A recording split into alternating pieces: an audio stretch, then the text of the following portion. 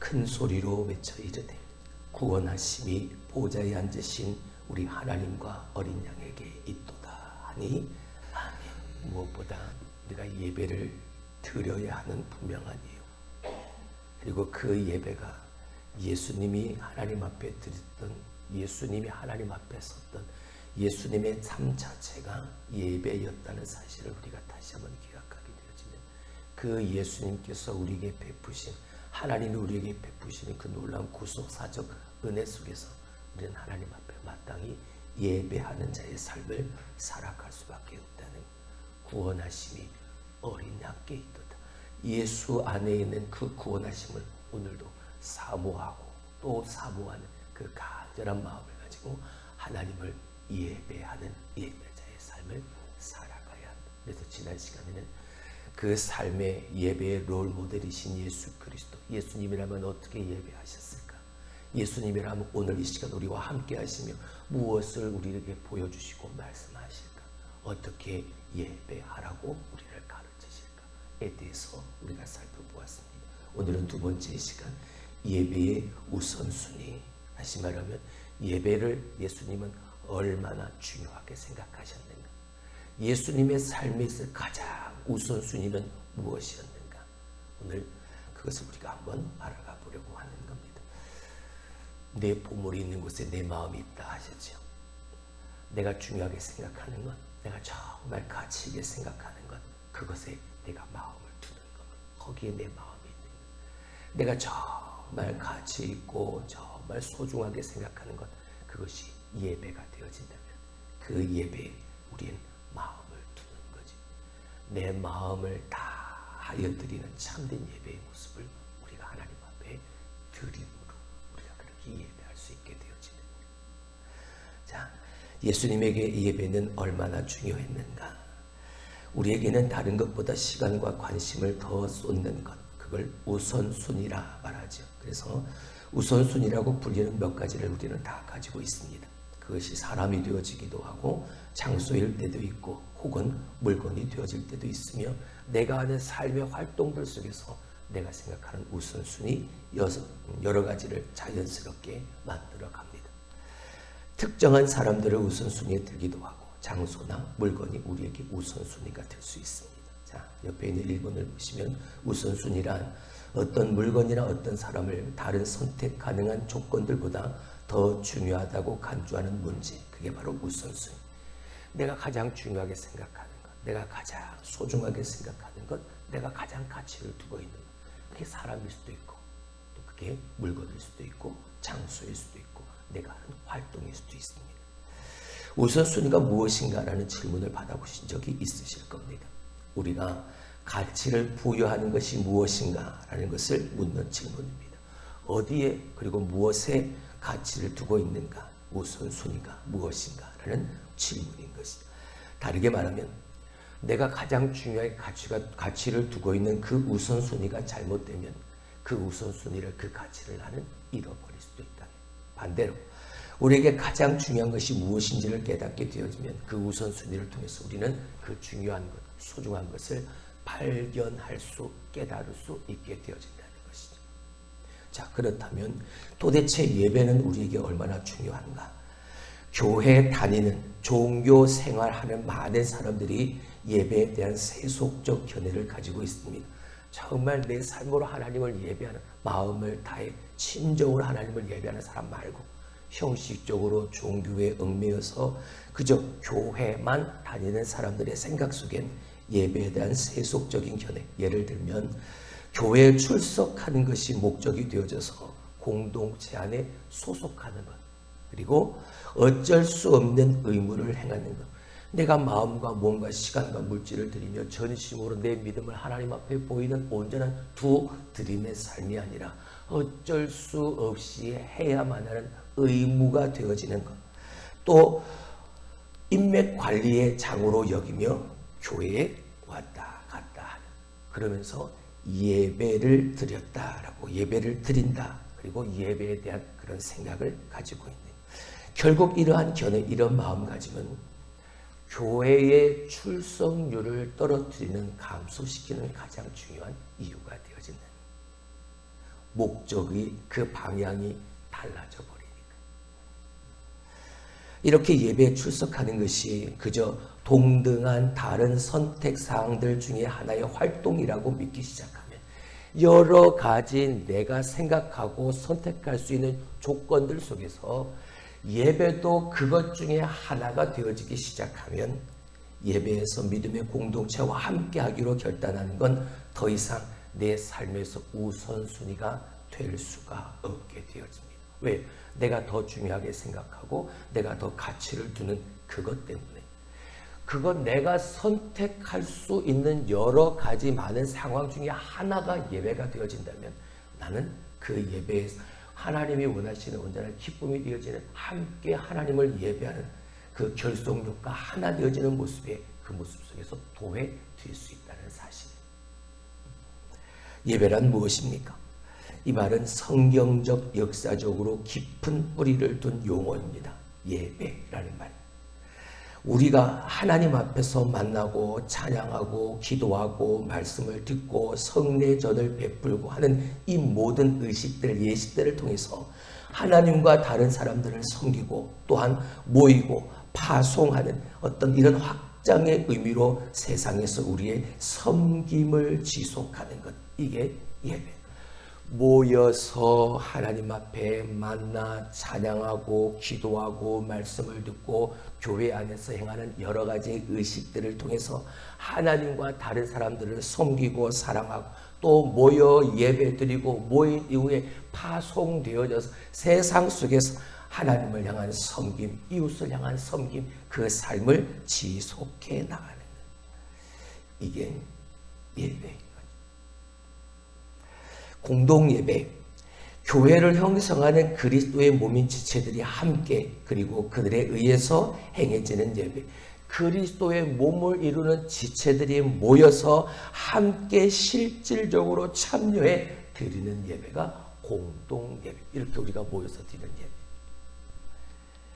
기독교의 공동예배는 성부, 성자, 성령 하나님을 예배하는 것으로요. 성육신하신 예수 그리스도의 지속적 사역에 의해 중재되는 예배. 예수 그리스도 이 땅에 오셔서 인간의 몸을 입고 오신 예수님께서 우리의 모든 죄를 대신 지시고 십자가에서 죽으시고 부활하신 그 예수 그리스도를 통하여 그 예수 그리스도로 말미암아 하나님 앞에 나아가는, 이게 기독교적 공동예배를 말합니다. 성부, 성자, 성령 하나님을 그 마음을 가지고 예배하는. 따라서 예배를 한마디로 한 문장으로 정리를 해보면 좀 길긴 하지만 이와 같습니다. 예배는 그리스도의 제자들로 이루어진 지역교회와 삼위일체 하나님과의 정기적이고 지속적인 모임입니다. 그것은 하나님께 영광을 돌리고 하나님의 백성인 자신들의 정체성을 증언하며 하나님의 영원한 사역을 선포하고 하나님의 나라의 목적에 따라 살 수 있는 능력을 받기 위해 서로 협력하여 행해지는 공동의 헌신이다. 뭐가? 예배가. 예배는 헌신이. 근데 나 혼자만의 헌신이 아니라 공동의 헌신. 근데 어떠한 헌신이냐? 모여서 예배하는 것, 그것이 하나님과의 지속적이고 정기적인 모임이라는 것. 그리고 모여서 하나님 앞에 영광을 돌리는 것이고 하나님의 백성들의 자기 자신들의 정체성이 예배를 통해서 드러나고 증거되어지는 것이고 그 속에서 하나님의 영원하신 사역을 선포하고 또한 하나님의 목적에 따라서 살 수 있는 능력을 받는 그것으로 나아가 선포하는 삶을 살게 됩니다. 그것이 오늘 우리가 하나님 앞에서 드리는 예배의 정의가 되어집니다. 자, 그렇다면 이런 예배가 도대체 제자들뿐 아니라 교회를 위해서도 얼마나 중요한 것인가? 이 질문에 대답하기 위해서 우리는 예배의 롤모델, 그리고 우리가 믿고 따르고 섬기는 예배의 본이 되어주신 예수 그리스도를 바라보아야 합니다. 자, 그렇다면 예수님에게 있어서의 예배는 얼마나 중요했는가? 자, 뒤로 넘겨서 예수님께 예배는 얼마나 중요했는가? 우리가 예수님을 대해서 말하게 되어질 때 사람들은 대부분 예수님의 가르침 그리고 행하신 기적들, 이 세상 지상에서의 삶, 그분의 탄생, 죽음, 부활 등의 중요한 사건에 초점을 맞춰서 예수님에 대해서 말을 할 때가 있습니다. 그러나 복음서에 나타난 예수님의 삶을 잘 들여다보면 예수님의 삶은 헌신된 예배자였다는 것. 헌신된 예배자를 포함한 예배자의 모습을 포함한 예수님의 사역들이었다는 거죠. 그 중에서 특별히 예배가 예수님께 얼마나 중요한 의미였는지, 예수님의 삶에 있어서 예배가 가장 핵심적인 역할을 하였다는 사실을 그 헌신된 예배자, 그 예수님의 모습을 통해서 우리는 보게 되어집니다. 자, 이렇게 예수님이 가르치시고 행하시고 경험하셨던 모든 것이 예배라는 그 맥락에서 이루어졌다는 사실을 우리가 알게 되어지는데, 자, 옆에 있는 4번을 보시죠. 예수님의 삶 전체가 예배의 삶이었음을 우리가 이해한다면 그분의 사역을 예배자 예수님과 분리해서 말하는 건 그건 불가능하다. 예수님의 삶 전체가 예배의 삶이었다. 예수님은 헌신된 예배자였다라는 것을 우리가 이해하게 되어진다면 예수님의 삶에서 예배를 분리해서는 절대 말할 수가 없다는 거예요. 예배가 예수님께 얼마나 중요했는지 깨닫는다면 그분이 하셨던 다른 모든 것들은 우리에게 새로운 의미를 가져다 준다. 예수님에 대해서 말할 때 예수님이 이 땅에서 행하셨던 모든 행동들 위주로, 사건들 위주로 생각만하는 그 생각에 머무는 것이 아니라 그렇게 예수님이 예배를 중요하게 생각하셨고 예배에 헌신된 자로서 예배를 통한 삶을 통해 행하셨던 모든 사건들, 모든 기적들, 모든 행함들이 그냥 눈으로 바라보는 행함과 사건으로 국한되어진 것이 아니라 그 행위 하나하나에 새로운 의미가 부여된다는 예배자 예수 그리스도를 온전히 이해하고 깨닫게 되어지면 예배자로서 보이신 예수님의 행하신 모든 일들이 새롭게 새로운 의미로 우리에게 다가온다. 그래서 생각하고 또 생각하고 묵상할 때마다 전혀 다른 의미와 다른 그 깨달음으로 우리에게 들어오는 거죠. 예배는 예수님께 너무나도 중요했습니다. 사실 예수님에서의 예배는 가장 우선순위였던 거죠. 예수님의 예배는 그분의 지상 사역의 시작과 끝이었으니까. 자, 이게 무슨 말이냐면 예수님의 공생애의 시작, 가장 먼저 예수님께서 지상 사역 공생애를 시작하실 때 가장 먼저 행하신 것이 무엇이었습니까? 요단강에서의 세례였습니다. 요단강에서의 예배의 경험. 추수감사주일이나 아니면 몇주질 절기 때에 성례전을 행하게 되어지죠. 성찬식과 더불어 세례식을 거행하게 되어집니다. 그 의식을 우리는 성례전이라고 말합니다. 예배에 포함되어진 의식 가운데 하나가 세례. 그런데 예수님은 그 요단강에서 예배의 경험, 세례를 통해서, 그래서 예수님에게 있어서 가장 중요한 예배, 가장 그 첫 시작은 바로 세례, 예배예요. 이 사건은 이미 예수님이 예배자의 자세를 취하시고 기도하셨을 때, 자, 그때가 언제냐? 옆으로 가시면 5번 누가복음 3장 21절 22절. 백성이 다 세례를 받을세, 예수도 세례를 받으시고 기도하실 때에 하늘이 열리며 성령이 비둘기 같은 형체로 그의 위에 강림하시더니 하늘로부터 소리가 나기를 너는 내 사랑하는 아들이라 내가 너를 기뻐하노라 하시니라. 아멘. 예수님께서 예배를 통한 예배자의 자세를 취하시고 기도하실 때 성령의 역사가 그 위에 나타나게 되어지죠. 죄 없으신 예수님에게 있어요. 회개와 예수님의 죄 씻음은 필요 없었습니다. 왜? 예수님은 죄가 없으신 분이시니까. 그럼에도 불구하고 예수님께서 물로 씻음을 받는 이 세례 의식을 행했던 이유는 하나님에 대한 분명한 순종의 행위였고, 또한 이제 그분이 섬기려는 사람들과 한 몸이 되어 우리와 같이 되시기 위해서 예수님은 물로 들어가셨던 것이고 세례를 받으셨다는, 그렇게 함으로써 예수님의 사역을 위해 그에게 능력을 부어주시는 성부 성령의 확증을 받게 되어 이는 내 사랑하는 아들이다. 할렐루야. 뭘 통해서? 세례라는 의식, 예배를 통해서요. 또한 예수님은 그렇게 하셨던 것이고 예배자로서 두 번째, 예수님의 지상 사역은 이 예배라는 맥락에서 보게 되어질 때 그의 승천하심으로 끝을 맺습니다. 자, 무슨 이야기냐? 하나님께서 자신을 보내신 모든 것을 다 완수한 후에 예수님은 그냥 아무 말 없이 호련히 하늘로 올라가셔도 되지. 그러실 수 있었죠. 그러나 예수님은 승천이라는 그 사건을 통해서 예배의 행위로 하나님께 하늘로 올라가셨습니다. 어떤 예배의 행위요? 자, 그 상황을 누가는 자세히 설명하고 있습니다. 예수님은 제자들을 감람산으로 부르셨습니다. 그리고 그곳에서 성령을 보내시겠다. 보혜사 성령을 너희에게 보내겠다. 나는 지금 하늘로 올라가지마. 이것이 의미하는 바는 예수님께서 그 자리에서 사람들을 위해서 손을 들고 축복하시는 그 모습을 통해서 그 가운데 예배 드리는 그 속에서 예수님은 하늘로 승천을 하셨던 겁니다. 예배를 드렸다. 예배를 드린다. 뭐가? 오늘 예수님의 이 마지막의 모습을 한번 보시죠. 모인 사람들을 놓고 그 위에 손을 높이 들고 뭐하고 계십니까? 축도하고 계십니다. 예배의 시작 그리고 예배의 끝.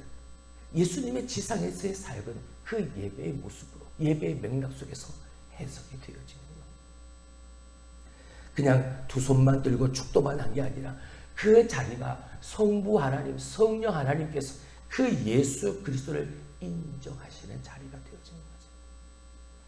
그렇게 예배를 드리시는 동안 하늘로 올리셨습니다. 그리고 남아있는 제자들로 하여금 그 예배는 계속 지속되어지게 되어지죠. 자, 옆에 있는 6번의 말씀을 봅니다.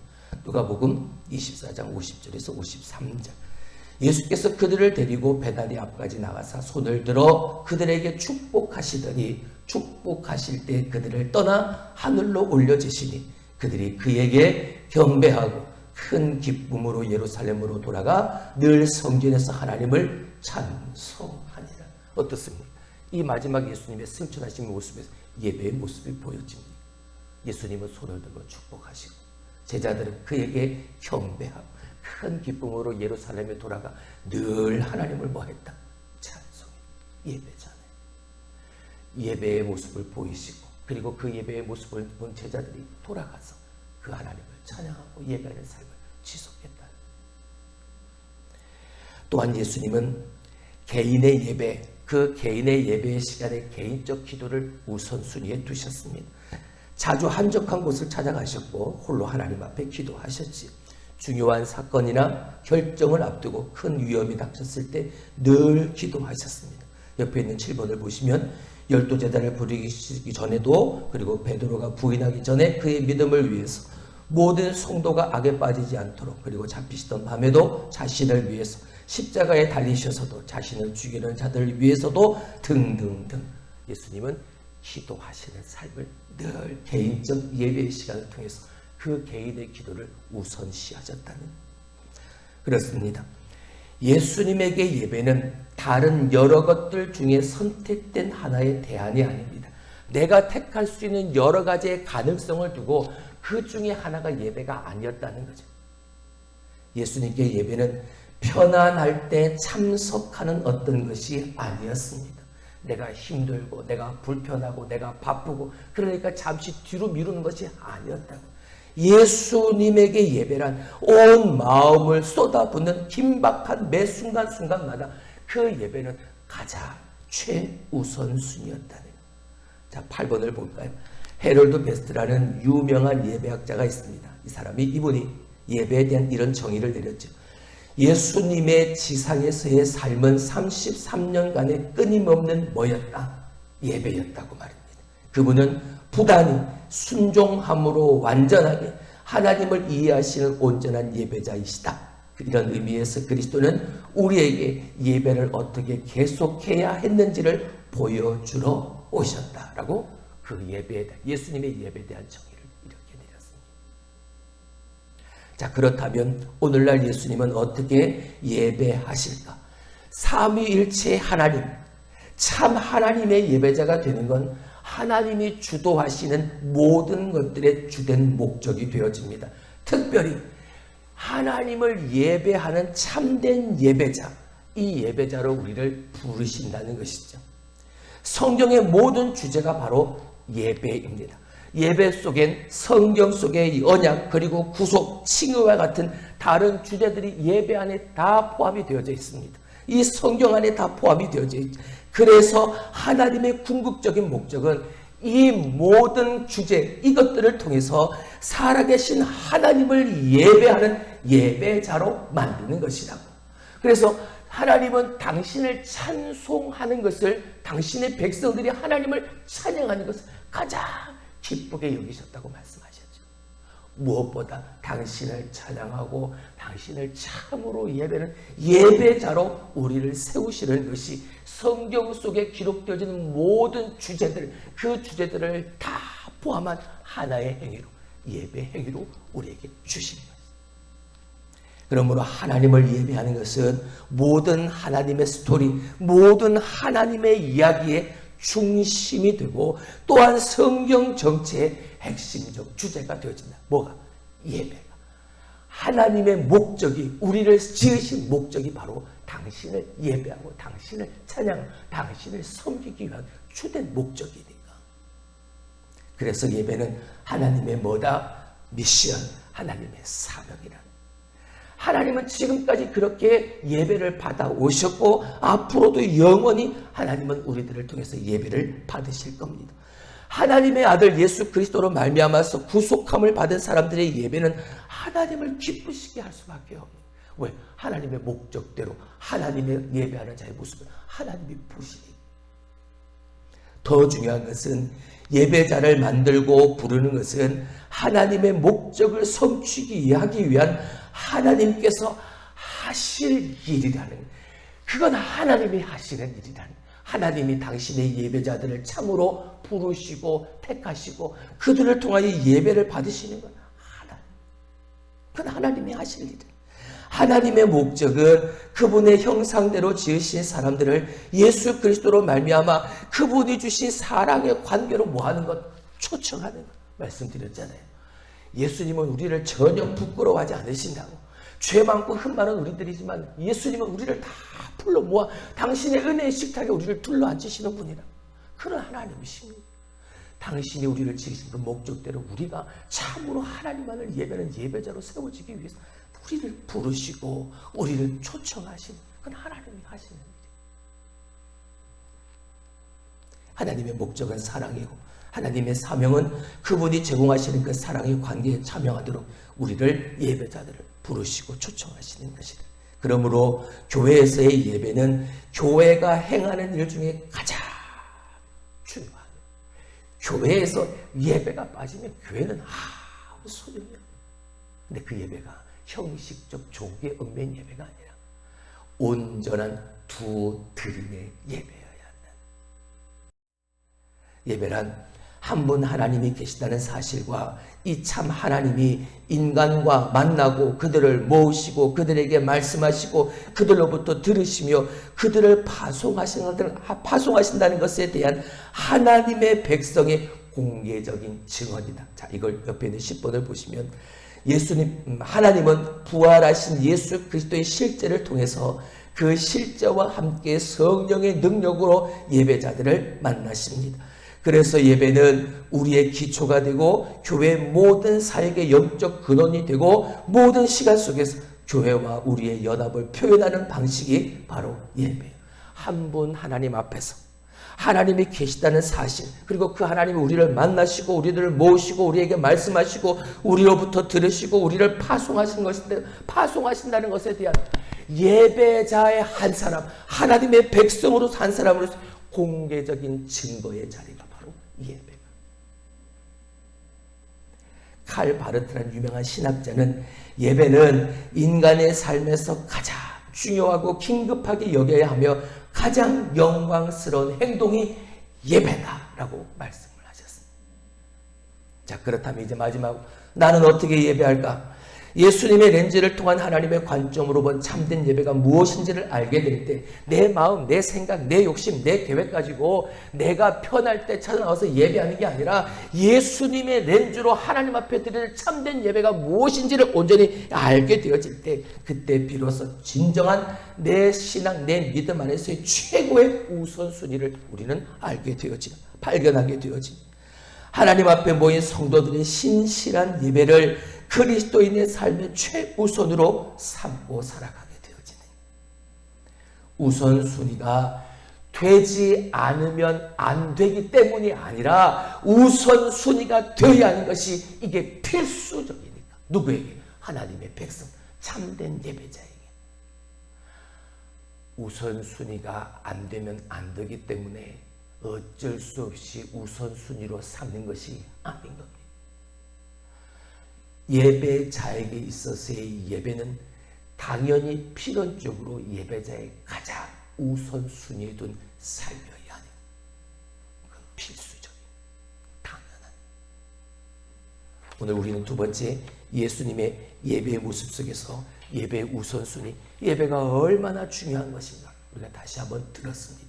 오늘 들은 말씀을 기억하시면서 정해지고 교회 안에서 드려지는 이 예배, 공예배뿐만이 아니라 내 삶에서의 개인적인 예배, 내 삶 속에서도 온전한 예배자가 되어지는 그 삶에 우리가 최선을 다할 수 있길 주님의 이름으로 축원합니다. 나의 모든 삶의 예배를 가장 우선순위에 두는 그러한 참된 예배자, 저와 여러분이 될 수 있길